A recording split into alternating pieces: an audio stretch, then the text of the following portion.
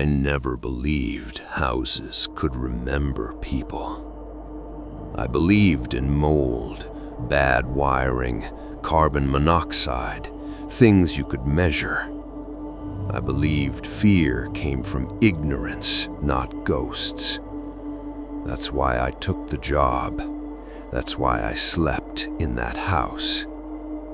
It was November of 2014 when I answered the ad. Overnight caretaker needed, historic property, 1-week contract, good pay. No address listed, just a phone number with an Iowa area code. When I called, a woman answered. She didn't introduce herself. She didn't explain the job. She only asked one question. Are you willing to stay the night alone? I laughed and said yes. She gave me the address afterward, Villisca, Iowa. If you know anything about true crime, that name alone should have made me hang up. But I didn't. I told myself it was just another old house riding on a bad reputation. People monetize fear all the time. Haunted attractions, ghost tours. I figured this was the same. The house sat at the edge of town, white wood siding, black shutters, a porch that sagged slightly in the middle, like it was tired of holding itself up.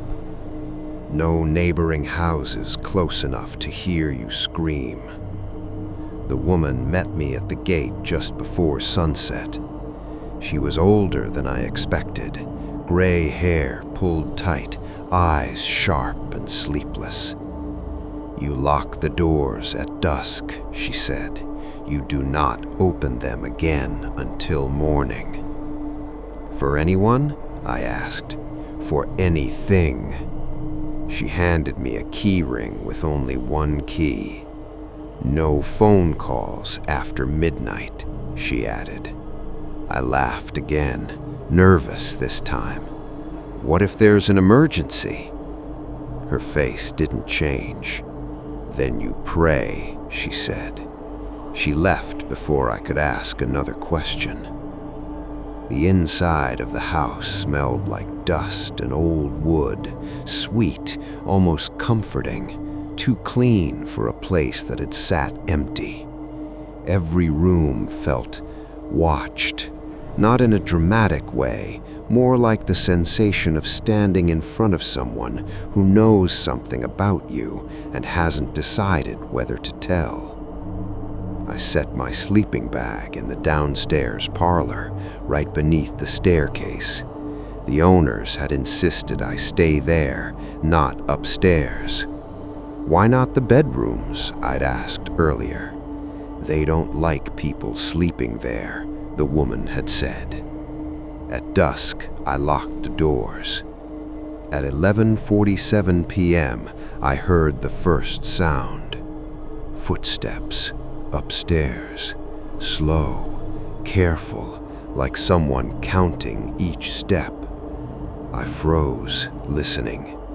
Then the sound stopped. I checked the doors, still locked. The windows hadn't been opened in decades.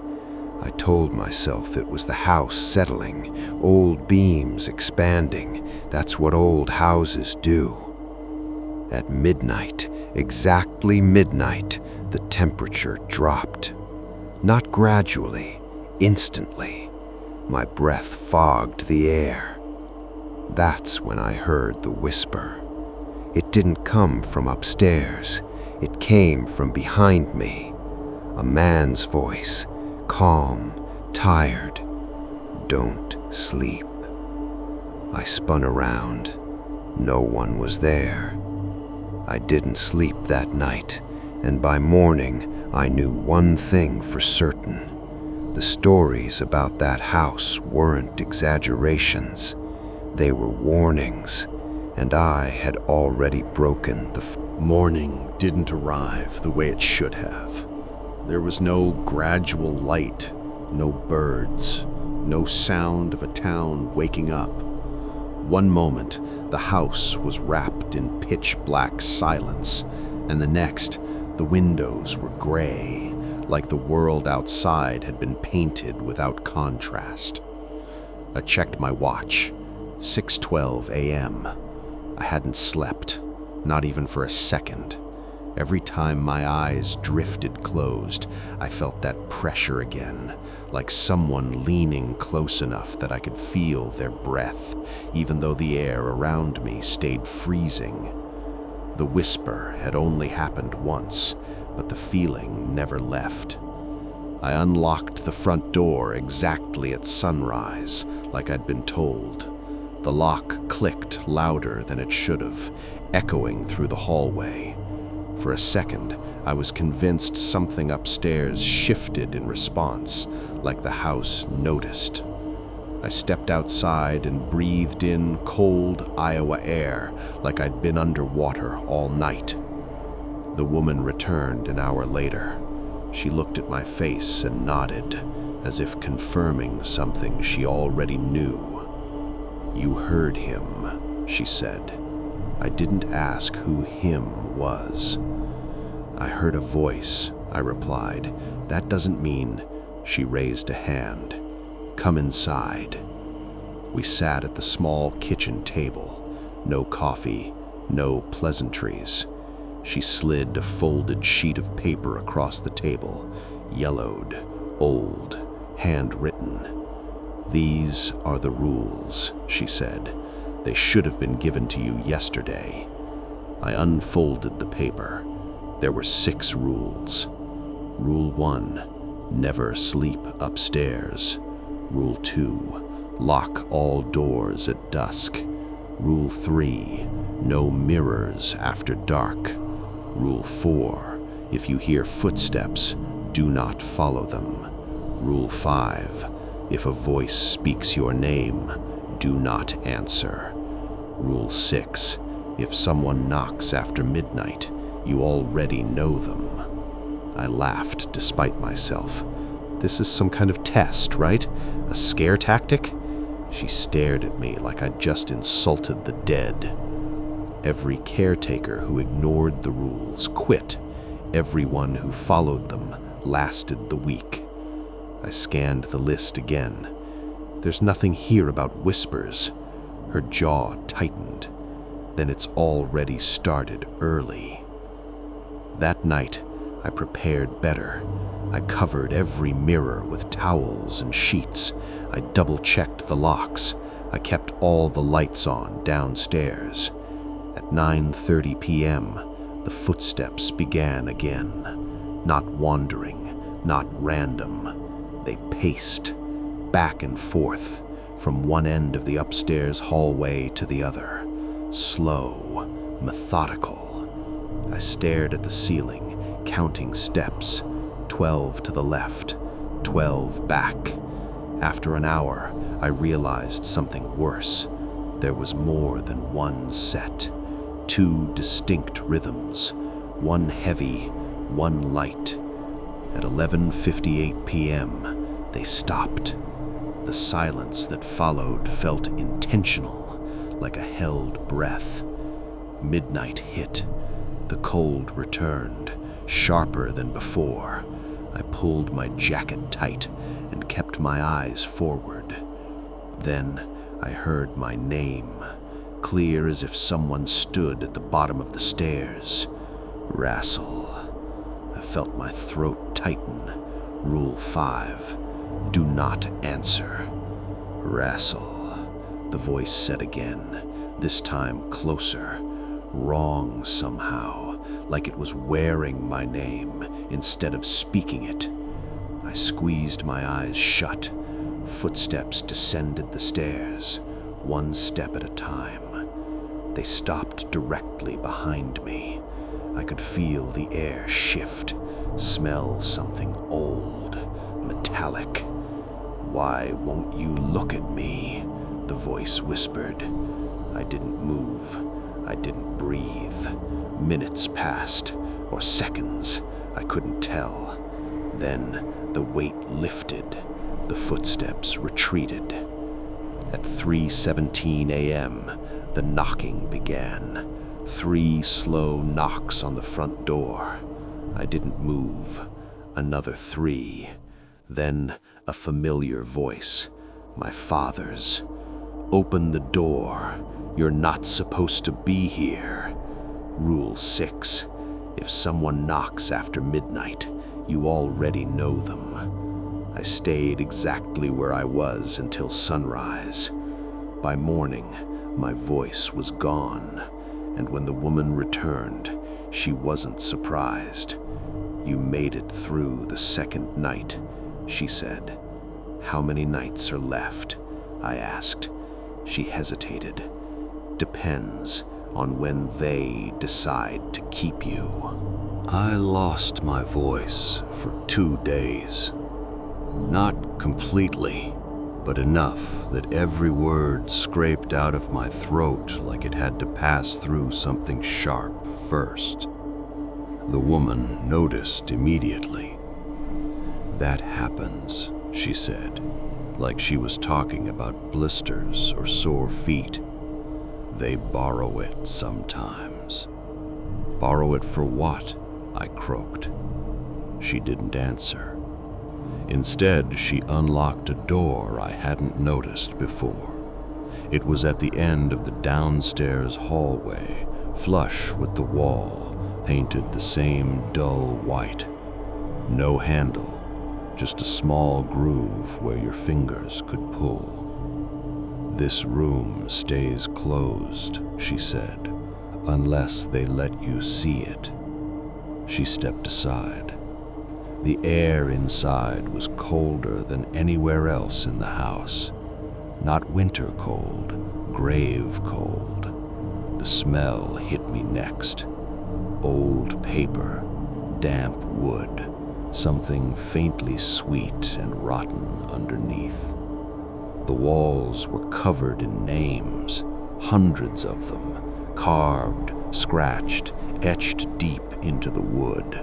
Some neat and careful, others jagged, like they'd been done with shaking hands or broken fingernails. Dates followed many of them. Some went back over 100 years. Some were recent, too recent. I saw familiar surnames repeated again and again, separated by decades. Fathers, sons, brothers, caretakers. "Every man who stayed here longer than one night," the woman said quietly. "Every man who listened." My stomach twisted. Listened to what? She looked at me. The house. That night, the footsteps didn't wait until dark. At 7:14 p.m., while I was still eating, something crossed the upstairs hallway. Slow, deliberate. At 8:02, a child laughed. I dropped my fork. It wasn't playful. It was thin, exhausted, like laughter forced out of someone who didn't remember why they were laughing. I reminded myself of the rules. No mirrors, no answering voices, no following footsteps. At 10:30, the lights flickered, once, twice, then stabilized. I sat in the parlor, staring straight ahead. At 11:11, something new happened. A chair scraped across the floor upstairs. Then another. Then the sound of something heavy being dragged. I stayed where I was.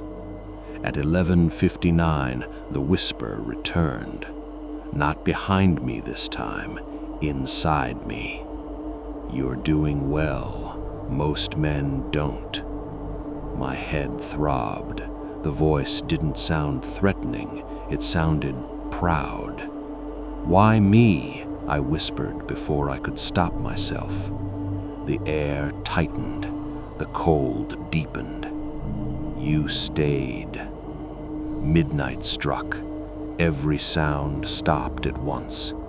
Then I smelled smoke.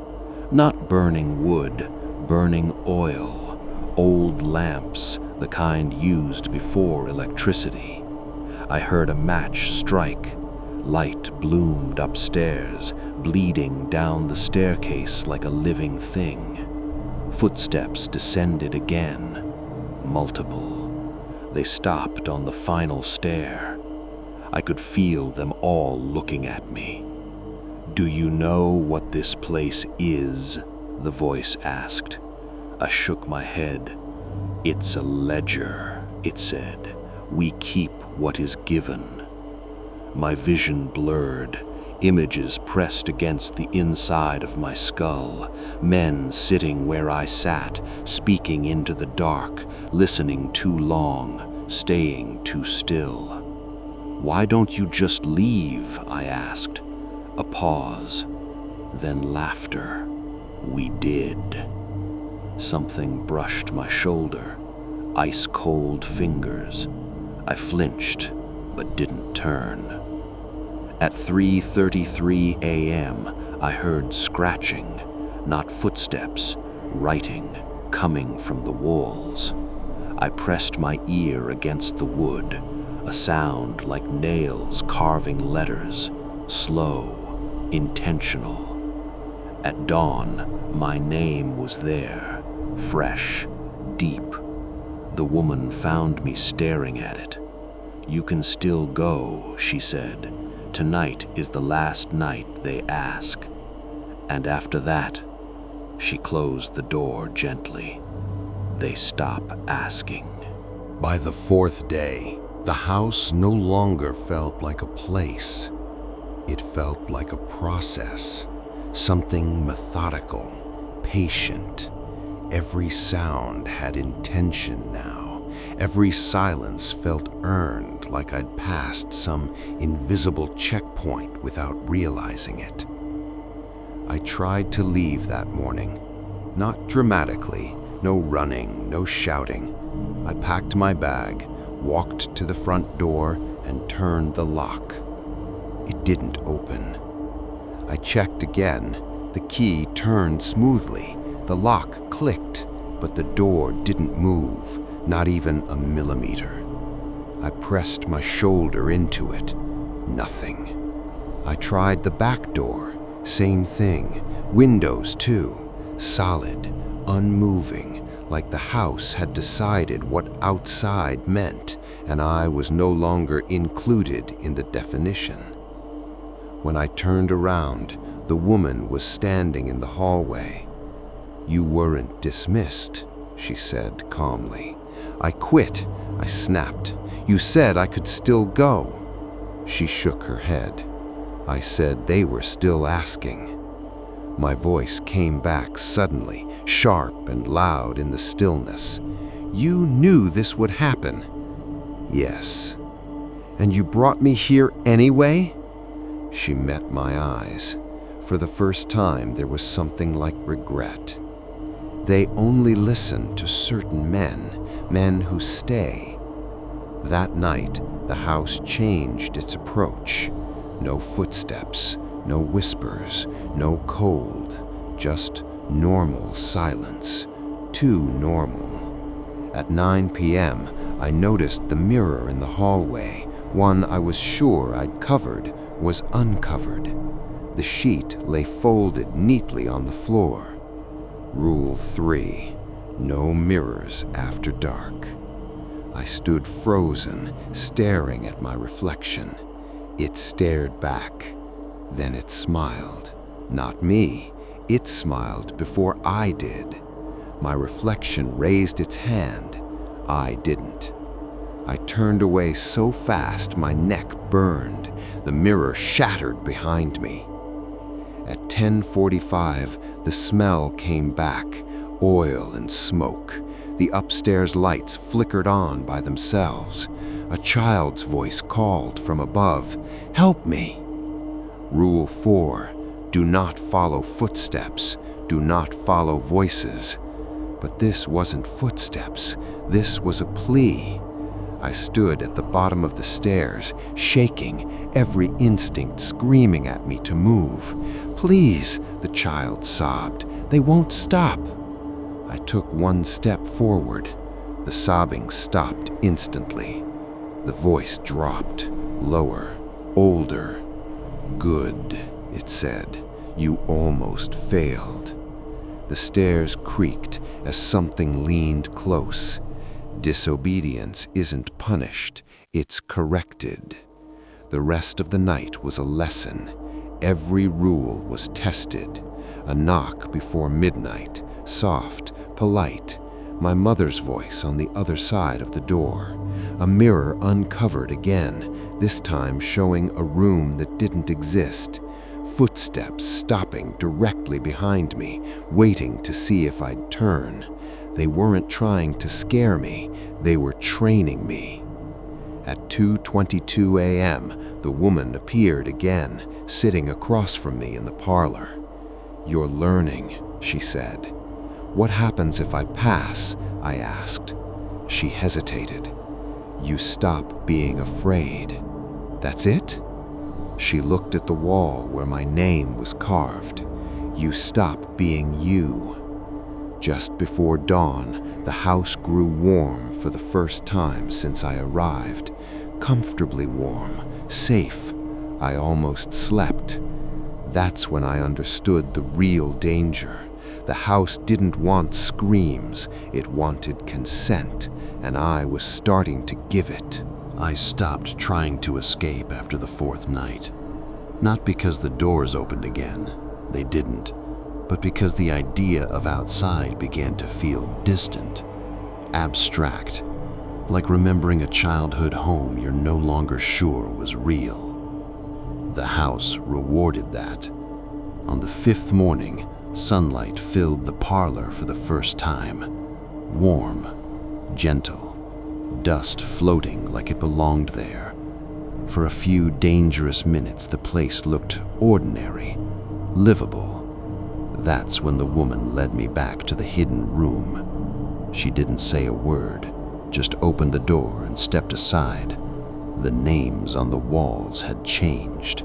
Some were darker now, older carvings filled with something black and glossy like sap.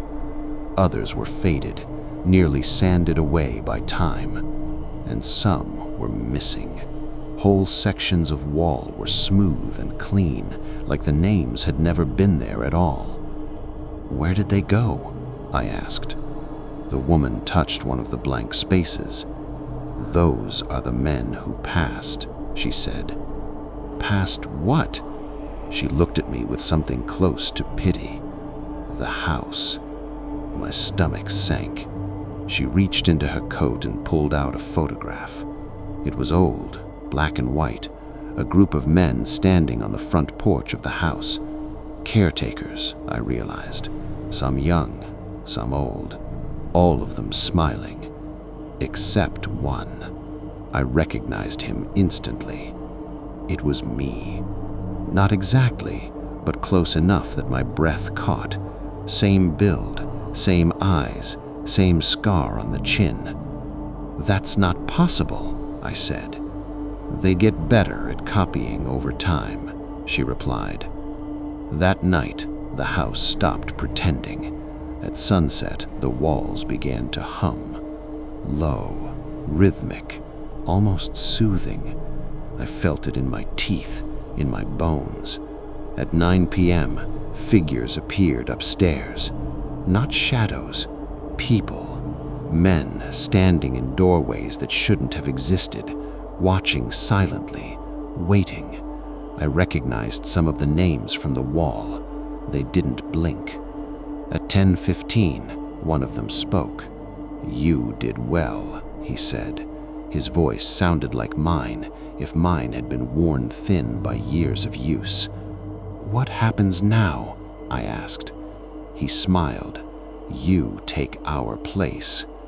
The realization hit me slowly, like cold spreading through water. "They leave," I whispered. "Yes." "And you stay?" "Yes." The humming grew louder. The house creaked, stretching like something waking up. "Why only men?" I asked. The figure tilted his head. "Men listen longer." At midnight, they came downstairs, not walking, flowing, passing through walls, through furniture, through me. Every touch pulled something loose inside my chest, memories, emotions, pieces of myself I didn't know how to name. I saw flashes of their lives, men who arrived skeptical, brave, broke, lonely, men who stayed.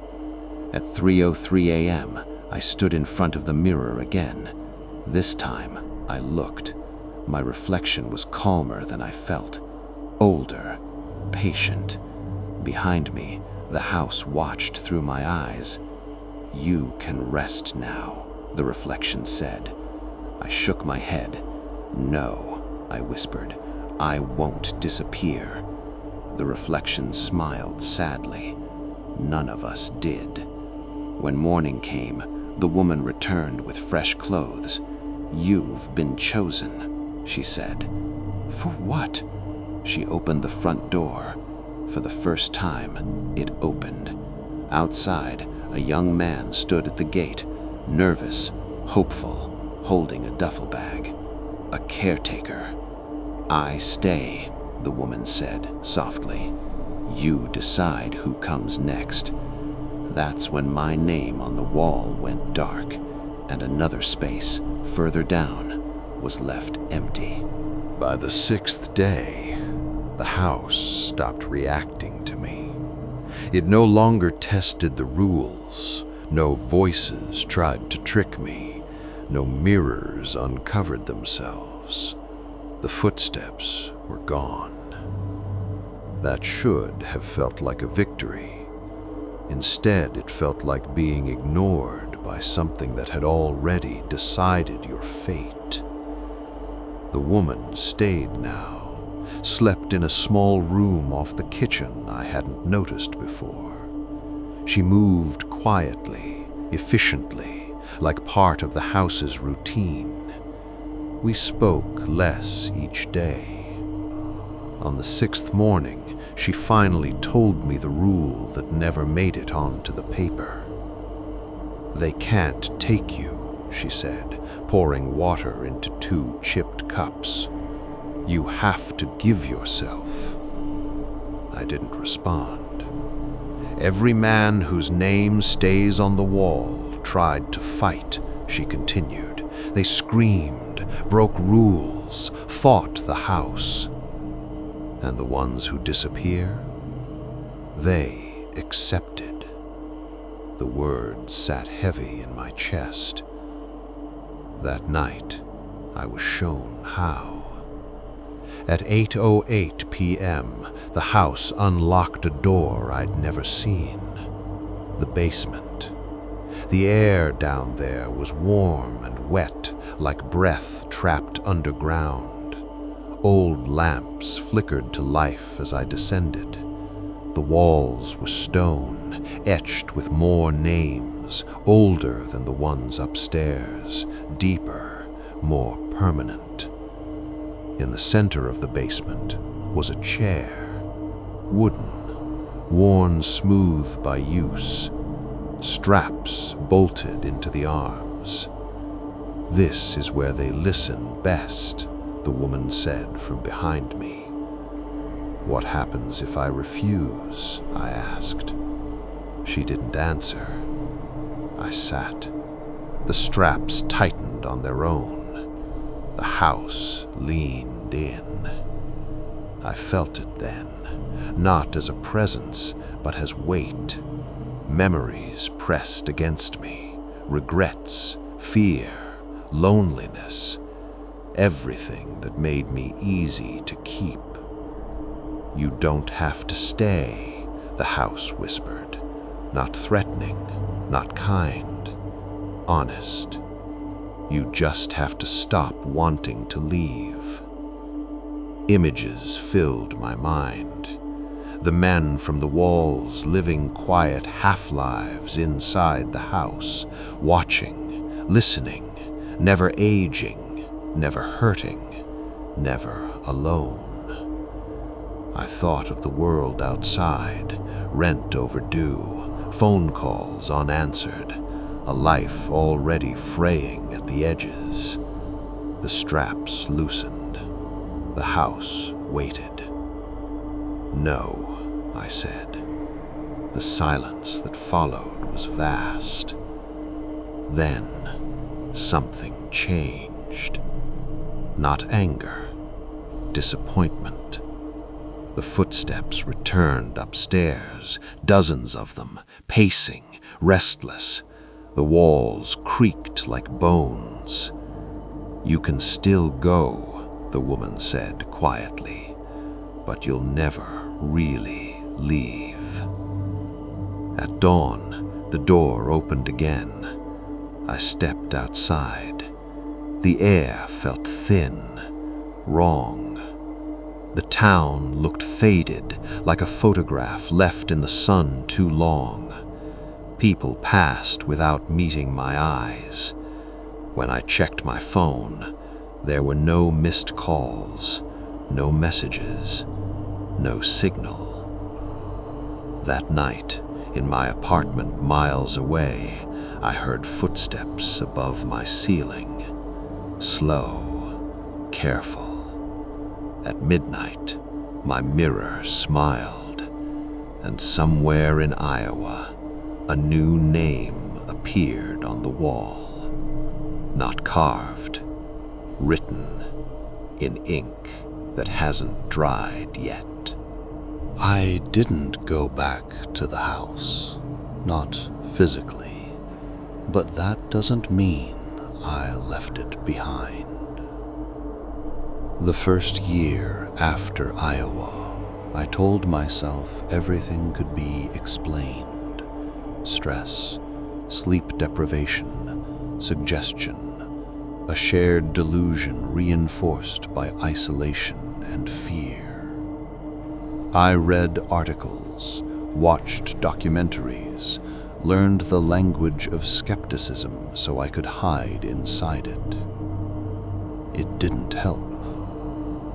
The footsteps followed me everywhere, always above me. Apartments, hotels, friends' houses, even once in a tent. Never running, never rushing, just slow, deliberate pacing. 12 steps one way, 12 back. I started sleeping during the day. Mirrors became my enemy. I covered them, smashed them, avoided them entirely. When I couldn't, I learned to look past my own eyes, the way you do with an optical illusion. Because sometimes, if I stared too long, my reflection would blink out of sync.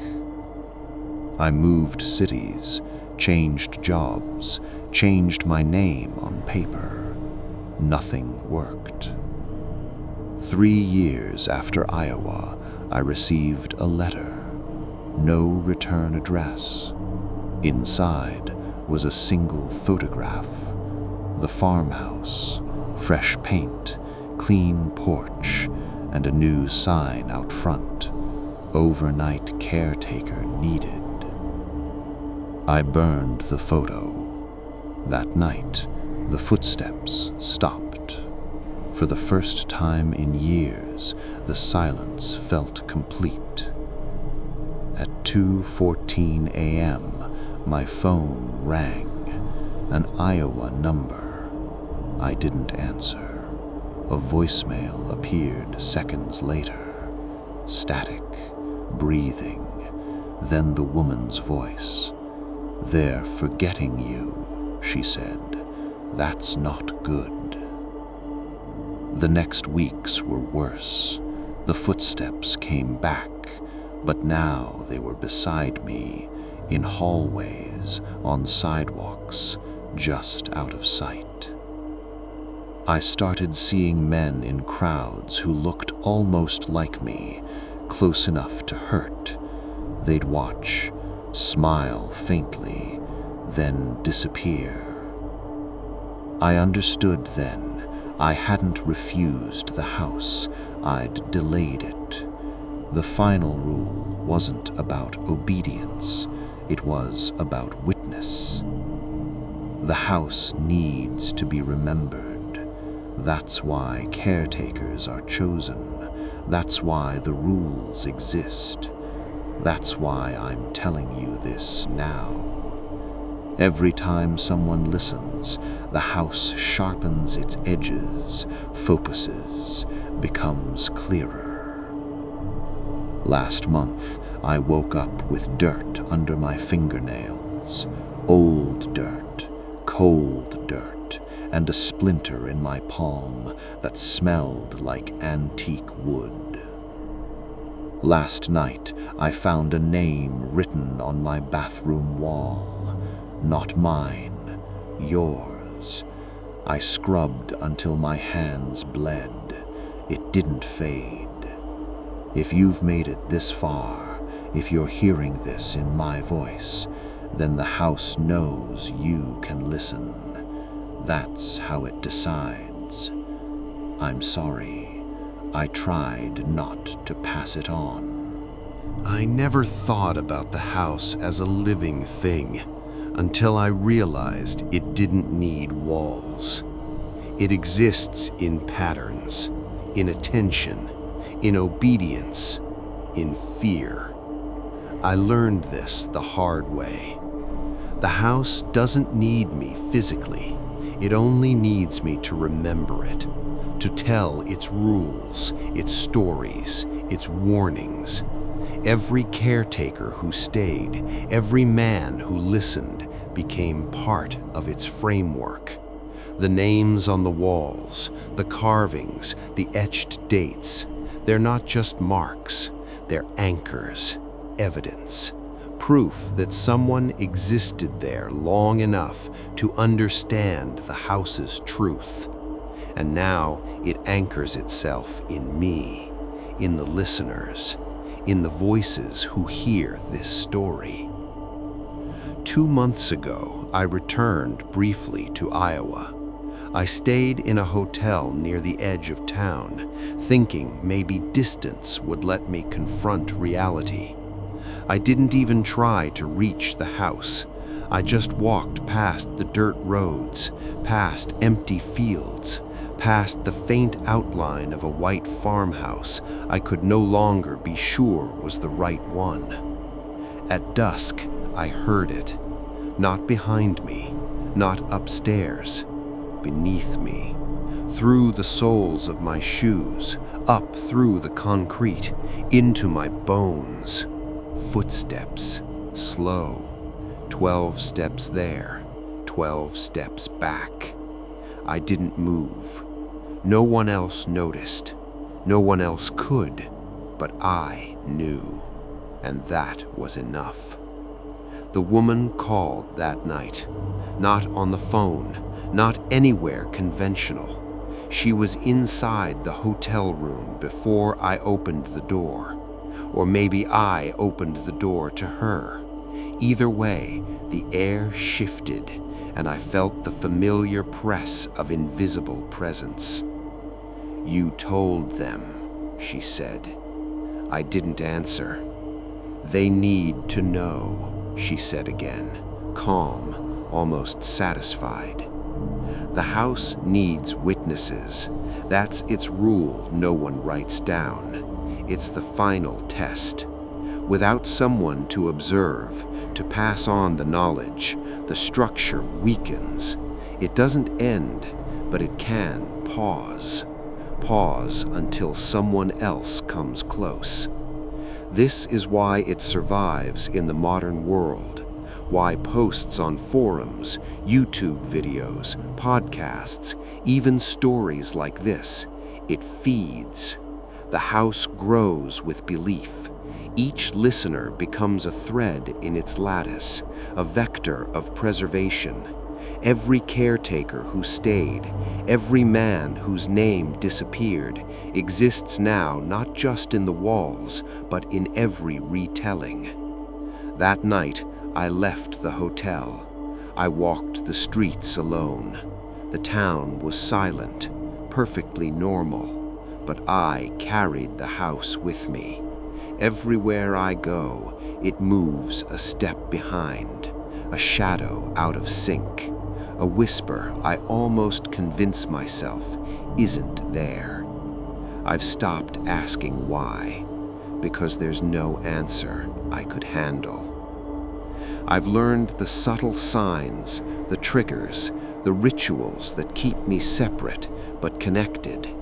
I don't sleep on my back anymore. I cover mirrors with cloth if I stay too long in one place. I never answer my name if I hear it whispered. And still, every so often, at night, the ceiling creaks, the stairs whisper, the shadows inch closer than they should. It's patient, and it's everywhere now. I realized the house had already reached me long before I returned to Iowa. It's subtle. At first, you don't notice it. The way you hesitate before opening a door, the way your shadow lingers too long, the sense that something unseen is watching, not because it's there, but because it exists in the way you perceive yourself. I met someone recently, a young man, curious, lonely, exactly the type the house favors. He didn't know me, didn't know about Iowa, didn't know about the names on the walls, the rules, the whispers that chase caretakers long after they leave. He asked me to tell him a story, a real one. I hesitated, but I did. I told him everything I remembered, the locks, the mirrors, the whispers, the footsteps, the names, the hidden rooms, the straps, the weight of obedience. I told him what I could remember without losing myself further. By the end, he was pale. He nodded, too scared to speak. That's when I realized the final truth. The house doesn't just inhabit walls, rooms, basements, or mirrors. It inhabits attention. It inhabits memory. It inhabits those who listen. For hours after I left him, I felt him. Not physically, not consciously, but somewhere behind my thoughts, a shadow pressed, a presence echoing the house's method, patient, precise, inevitable. And then I understood what it meant to become the house. I didn't have to sit in the basement chair anymore. I didn't have to hear footsteps above me to know they were there. I was part of the network now. I carried the house everywhere, in every room, in every story, in every warning I passed along. When I close my eyes, I see the men in the doorways, the child calling, the reflections smiling. They aren't gone. They are now all of me. And in me, the house waits. It's not bound by wood, nails, or paint anymore. It exists wherever it can be remembered. Whoever listens carefully, whoever obeys its subtle rules, keeps it alive. I watched the young man for weeks. He began to move differently, quietly, almost mechanically. His attention shifted. He avoided mirrors at night. He didn't answer when he heard a whisper. I realized with a sinking certainty the house had found him, and through my story it reached him first. And that's when I truly understood the danger of sharing, because now, in telling you, I've ensured it will always follow me, through you, through anyone else who listens carefully enough. I'm not safe. The young man isn't safe, And soon, if this reaches someone else will become the next thread in its lattice, the next witness, the next part of its memory. The house doesn't punish, it doesn't chase, it doesn't need to. It waits, it listens, it collects, and it grows. And the names on the walls never stop coming. Somewhere in a hidden room, a wall waits for yours. Somewhere in Iowa, it waits for the next caretaker. And somewhere in the shadows of every listener, it moves quietly, patient as ever. I'm telling you this now because I don't have a choice. The house is patient. It doesn't hurry. It doesn't scream. It doesn't force your hand. It waits for consent. And the only way to survive, if surviving means keeping your name from being carved into its walls, is to pass it on, to tell someone else, to make them see it, hear it, understand it, and obey the rules. When I first slept there, I thought I could resist. I thought I could leave, that distance would free me. But it's inescapable. Not just in a house in Iowa, not just in shadows, footsteps, whispers, or mirrors. It is in the very way we pay attention. It is in memory, in listening, in names written and passed along. The final night I stayed, the house didn't strike or terrify me. It simply whispered my name over and over. I didn't answer. I had learned that rule. I watched the hidden walls, watched the stairs, the chairs, the mirrors, and I waited for what I didn't know. At dawn, the woman opened the doors. I walked outside, thinking I was free. I wasn't. I carried it with me, in my senses, in my attention, in my memory. It lives in me. And now it lives in you, because you listened. I've tried to track those who've heard the story. Every time someone listens carefully, every time someone obeys even one rule unconsciously, the house stretches. Its walls are no longer bound to wood or nails. Its stairs are not just upstairs.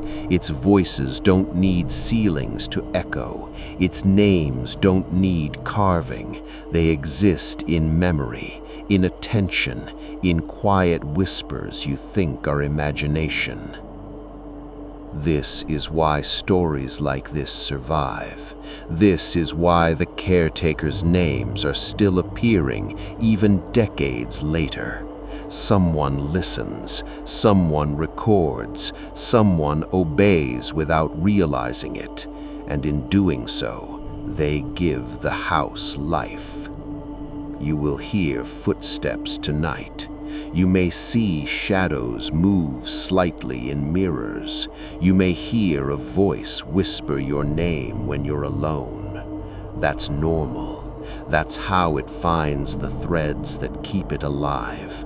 That's how it remembers. That's how it grows. And if you ignore it, if you refuse to pass on what you hear, it doesn't punish you. It waits, patient, knowing someone else will listen eventually. Someone else will obey. I know, because I've felt it through years and miles. I've felt the presence pressing in quiet moments, through hotel ceilings, through floors, through the thin walls of apartments. I've felt it behind my eyes in mirrors, in reflections that blinked differently than I did. I've felt it in every listener I've told. I am a witness now. You are a witness now. And that is what the house needs to survive. Attention, memory, names passed along, stories told. I cannot tell you it ends here. It never ends. The house doesn't sleep. The house doesn't leave. The house doesn't forget. Somewhere in Iowa, it waits for the next caretaker. Somewhere in your attention, it waits for the next listener. Somewhere in the shadows of your memory, it waits for the next name. You are hearing this. That is enough.